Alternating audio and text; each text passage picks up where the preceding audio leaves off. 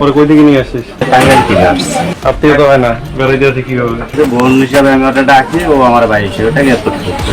ঈদের ছুটির মধ্যে 3 দিন ধরে লক্ষ্যচক্ষুর আড়ালে ঘরের ভেতরে যে লুকোচুরি রোমাঞ্চ চলছিল তার শেষ রক্ষা হলো না গ্রামবাসীর সজাগ দৃষ্টির কারণে। হাসান মিয়া যখন নিজেকে নির্দোষ প্রমাণ করতে মরিয়া হয়ে দাবি করেন জান্নাতি তার ধর্মের বোন এবং তাকে ভাই বলে ডাকে, তখন উপস্থিত জনতা তার এমন খোড়া যুক্তিতে আরো হয়ে ওঠে। টাঙ্গাইলের মেয়ে জান্নাতি খাতুন এবং যুবক হাসান মিয়ার এই রহস্যময় ভাই বোন সম্পর্ক নিয়ে এখন পুরো এলাকায় চলছে তোলপাড়।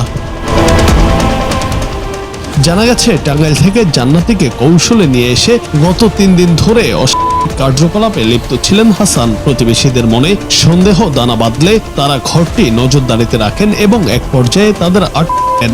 জান্নাতি খাতুন টাঙ্গাইল থেকে কেবল বেড়াতে এসেছেন বলে দাবি করলেও কেন 3 দিন ধরে ঘরের দরজা বন্ধ ছিল এমন প্রশ্নের কোনো সদুত্তর দিতে পারেননি এই কথিত ভাই বোন। তোর নাম কি? হ্যাঁ, ওরা কই থেকে নিয়ে আসছিস?